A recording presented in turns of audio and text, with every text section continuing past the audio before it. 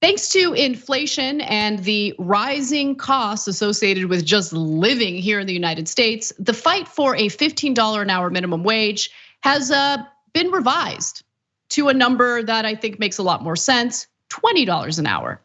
Now, in fact, there is overwhelming support for raising the federal minimum wage to that amount, and that's according to a new study that was done by Data for Progress. Here's what we know based on the results of this survey.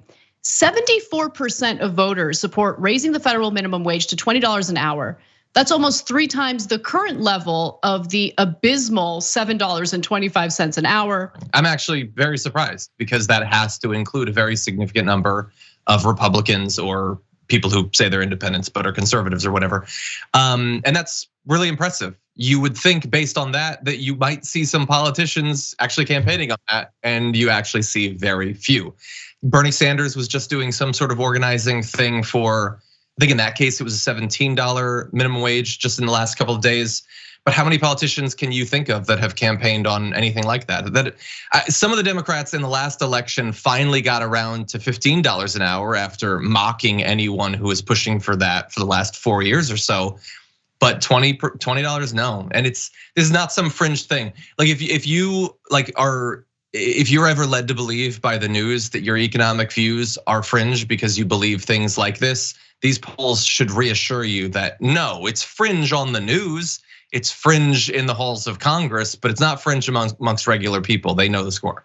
Including Republican voters. I mean, that you referenced it, but I want to really focus and emphasize on that because support is strongest among Democrats. No surprise there, Democratic voters, not the politicians. The politicians are corrupt as hell. With 89% saying that they favor raising the minimum wage to $20 an hour. But independents and Republicans back the idea as well, with 74% of independents and 60% of Republicans supporting $20 an hour minimum wage, which by the way, honestly shouldn't be surprising when you look to red states like Florida, which passed an increase to their statewide minimum wage through ballot initiatives. So there's been this interesting disconnect among Republican voters and the very politicians that they elect, because while their politicians are working to either privatize or cut Social Security, the voters actually want a better economic situation, including increases to the federal minimum wage. And it's just interesting how that never translates to changes at the ballot box. But at the same time, I don't really begrudge voters because what are they gonna vote? They're gonna vote for Democrats? What have Democrats done? I mean, have Democrats raised the federal minimum wage? The last time the federal minimum wage was increased was under the George W. Bush administration. The changes went into effect in 2009 when Obama became president, but those were changes that were implemented under Bush and went into effect under Obama. Well, yeah, and look, there was a vote thanks to Bernie Sanders in the initial few months of Biden's first term, and that didn't work. Like the proximal reason is because of Kyrsten Sinema's thumbs down or whatever, but if not for her, it's possible that there would have been some other Democrat that stopped it from happening. But at the very least, you would hope that in the wake of that, you would have had every Democrat publicly attacking Kyrsten Sinema for being against something so reasonable. This was not $20 an hour that was being voted on. It was significantly lower, and she still opposed it. And despite the fact that many in the news wouldn't talk about it, and I don't remember Joe Biden going on a national tour to put pressure on her and Joe Manchin. No, people still he complimented them. He complimented them. Exactly. Yep. He decided that there should be no cost to what they did. And he made sure as president that there was no high profile, high level cost to it. No criticism. I don't even know that they would have cared about that, but that at least would have been a sign from Joe Biden that he meant when he said that he was going to get that done as president. And when they blocked it, he didn't do anything to make it more likely that it would happen the next time. Yeah, no, you're absolutely right, because he didn't want it. I think it's pretty clear.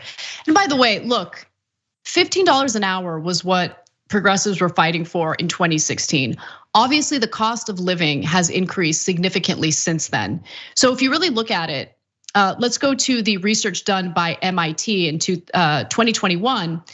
That research found that even a $15 an hour minimum wage, more than double the current minimum wage, isn't a living wage in any state in the US.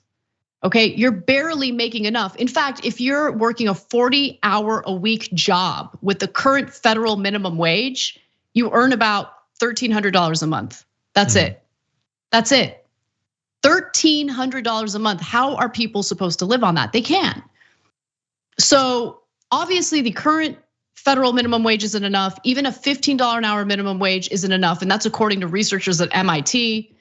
And so Congress is not on board, okay? The push to raise minimum wage was also thwarted in Congress last year, as John alluded to. And yes, the $15 an hour minimum wage is dead for now, thanks to Democrats like Manchin and Sinema, who of course, Joe Biden continues to give cookies to.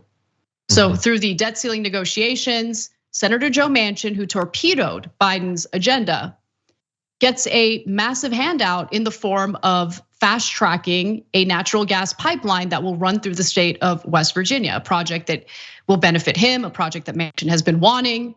Biden's given it to him. So you torpedo Biden's agenda and you get rewarded. It's because Biden never really wanted it. He just didn't. Thanks for watching The Young Turks, really appreciate it. Another way to show support is through YouTube memberships.